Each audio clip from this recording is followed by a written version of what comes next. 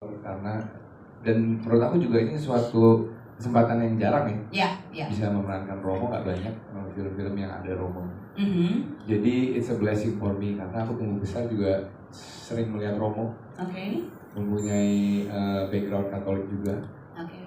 Dan itu juga menjadi fondasi buat aku. Jadi aku nggak harus mulai dari nol. Setidaknya udah tahu lah ya. Setidaknya udah tahu dan tapi tentu harus belajar banyak juga untuk benar-benar bisa mendalami karena Romo bukan sembarang Romo. Romo Thomas itu Romo muda yang mempunyai masa lalu yang berbeda.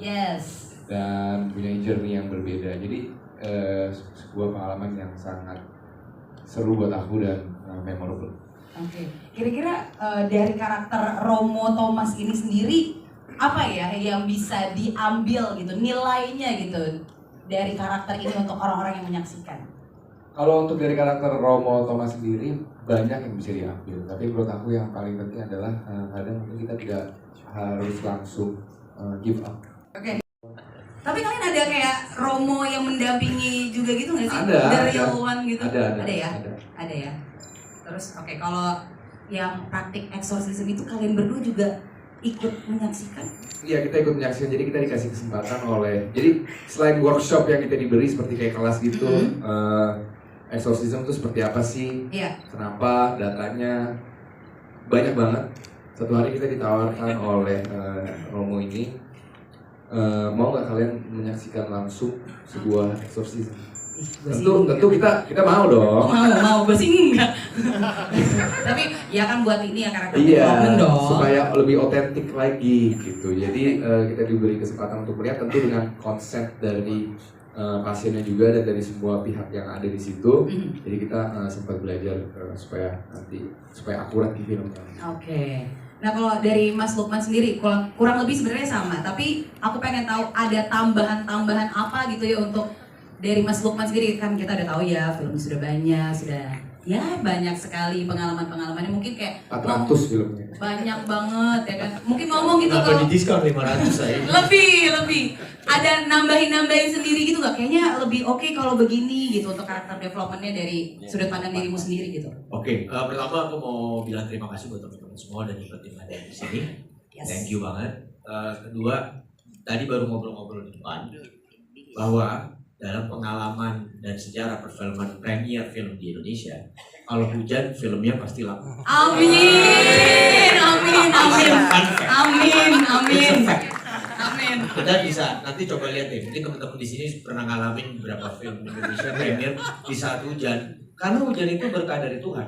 Amin. Romo Rendra ya. Tentunya dalam berperan sebagai Romo Rendra ini, ya kita kan dapat fondasinya tuh di screen. Tentu juga ngobrol dengan sutradara, karena sutradara bagaimanapun juga yang punya visi misi yang apa yang pengen dituju. Tapi sebagai seorang aktor tentunya kita punya kewajiban juga untuk mengulik latar belakang. Sebenarnya kalau kita lihat karakter Romo Rendra, sebenarnya kalau misalnya kita lihat sama Romo Thomas, walaupun mungkin tidak tergambarkan secara jelas, sebenarnya dia juga punya masa lalu yang lumayan cukup kelam dalam kehidupannya.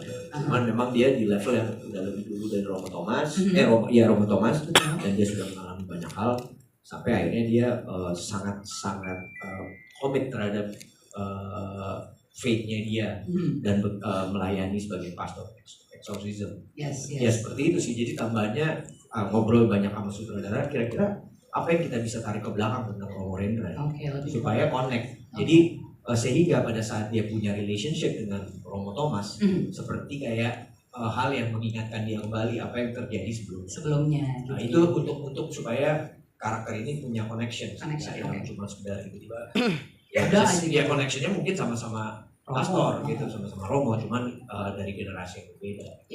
Itu sih sebenarnya yang aku coba untuk kulik gitu ya, kulik dan untuk explore, dan cukup menarik, dan memang bahasa Latin itu luar biasa sulit sekali.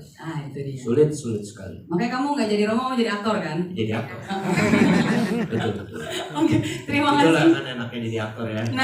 Jadi kiai, jadi Romo. Bisa beda-beda presiden ya. Betul. Itu enaknya. Baik. Gak enaknya? Nggak usah. Nggak ada ya. Ya udah baik. Aku mau ke Asri Tiar. Terima kasih Mas Lukman Sardi ya. Mbak Sri, welcome back.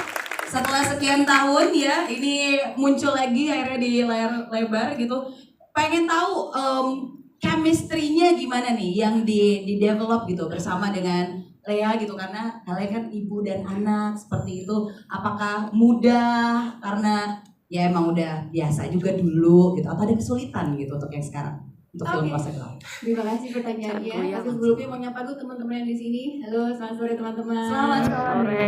Terima kasih untuk waktunya di sini gitu di tengah hujan badai. Terima kasih. Semoga tadi menghibur ya.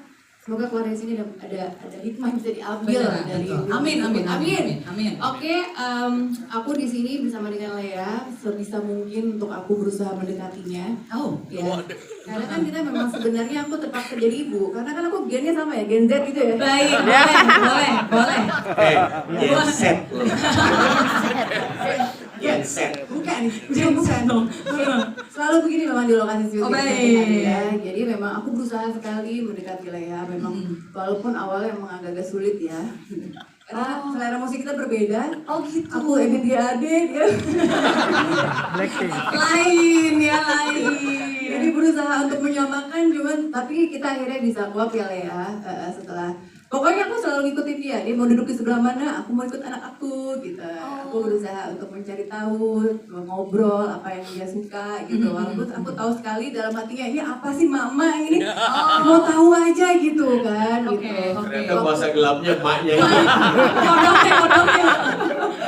Iya, jadi sebisa mungkin selama workshop gitu aku selalu bersama dia ngobrol apapun. Jadi di luar film pun kita bahas yang lain gitu.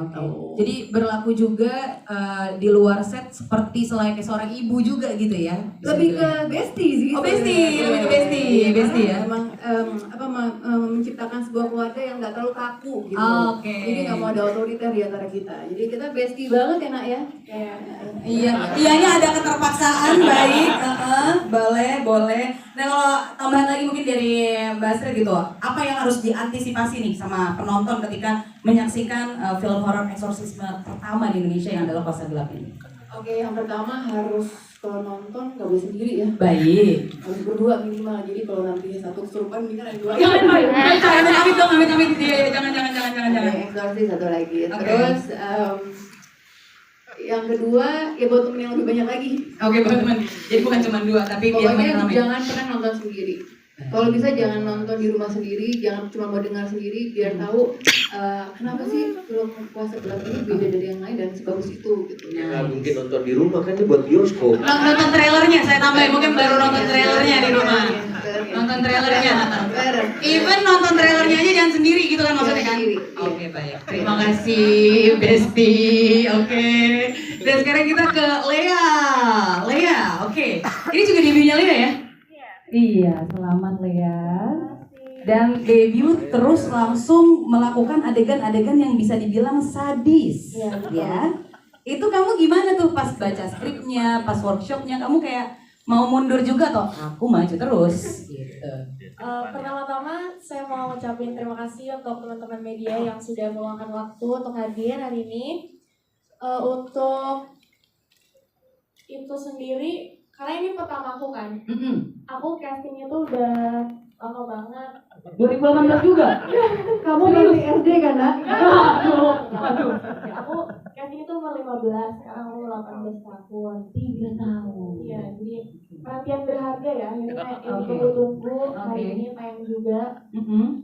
Untuk actingnya sendiri sulit sih. Sulit banget karena untuk perannya Kayla banyak scene-scene yang eksorsis gitu kan. Sedangkan aku sendiri nggak pernah punya pengalaman. Jangan sampai kak. Amit deh, jangan juga. Makanya untuk pendalaman karakternya lumayan sulit. Tapi ada beberapa hal yang aku relate juga sama Kayla karena kan karakter Kayla ini karakter anak SMA juga yang masih remaja, masih labil, masih pikirannya belum dewasa lah. Aku relate sih sama karakter bagian itunya. Tapi untuk eksorsisnya aku banyak belajar, aku nonton referensi dari Pak Bobi, terus ya aku riset lah gimana sih eksorsis itu. Makasih Pak Bobi ya. Bapak-bapak, terima kasih anakku. Dan untuk Ya sulit sih, Sulit tapi ya? bantuan dari teman-teman juga jadi Oke. gampang. Apakah itu menjadi satu hal yang paling berkesan dari experience kamu pertama gitu untuk film ini gitu? Di adegan-adegan saat di situ atau ada yang lain? Atau mungkin relasi kamu dengan ibu gitu di filmnya yang bikin paling berkesan atau apa? Karena ini film pertama aku dan juga film pertama yang membawa nuansa Katolik di Indonesia. Jadi aku bakal selalu bangga sih, misalnya aku ditanya sama orang film pertama kamu apa? Film Kuasa Gelap, oh film pertama yang gitu ya. Gitu, Gensi gitu emang bangga. Bangga terus. Bangga terus. Film Kuasa Gelap has a special place in my heart. Thank you so much. Gila. Saya pengen langsung closing tapi masih ada yang lain juga. Oke, terima kasih banyak buat saya ya. Dan selamat untuk debutnya. Sekarang kita ke Freya. Freya ini juga debut nih. Luar biasa Freya. Film pertama, terus horor juga banyak sekali fans kamu yang menanti-nanti. Gimana pengalamannya gitu ketika ada juga terlibat di film Kuasa Gelap ini Freya? Tentu saja pasti senang juga karena diberikan kesempatan ini karena di JKT48 kan bukan aku yang pertama ya main film juga. Betul. Jadi rasanya senang banget karena bisa mendapatkan kesempatan yang sama seperti kakak-kakak yang sebelumnya.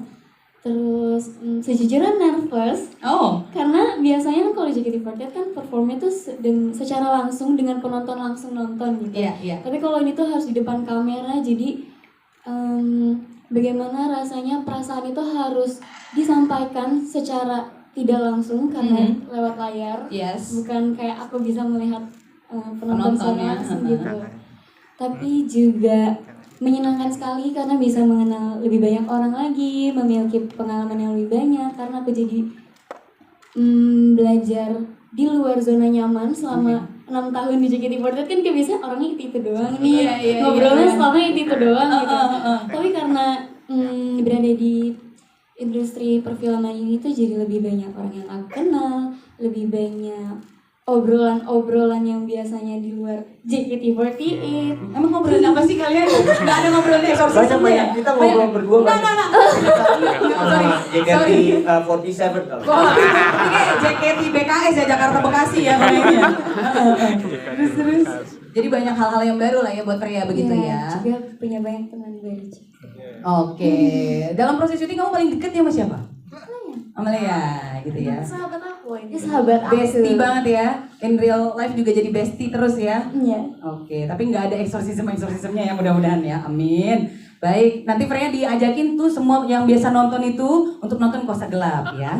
Oke, diajak semua tuh ya yang biasa tuh ketemu langsung. Oke, terima kasih Freya. Aku mau lanjut lagi karena ini pemainnya juga banyak dan banyak yang debut. Jadi luar biasa film ini untuk Kuasa Gelap banyak pertamanya ya bisa dibilang ya. Oke, aku mau ke Kakak Delia Hussein. Nah, Suster Indah. Dengar-dengar saya mendengar kamu juga agak sulit dalam menghafal doa atau apa gitu ya. Bagaimana nih mungkin keseruan dari proses dari film Kuasa Gelap yang kamu rasakan? Halo semuanya, sulit menghafal ya karena saya bukan Katolik. Jadi baru juga buat saya semuanya. Doa-doa kalian yang tadinya sangat asing dan belum pernah saya dengar. Jadi sekarang masih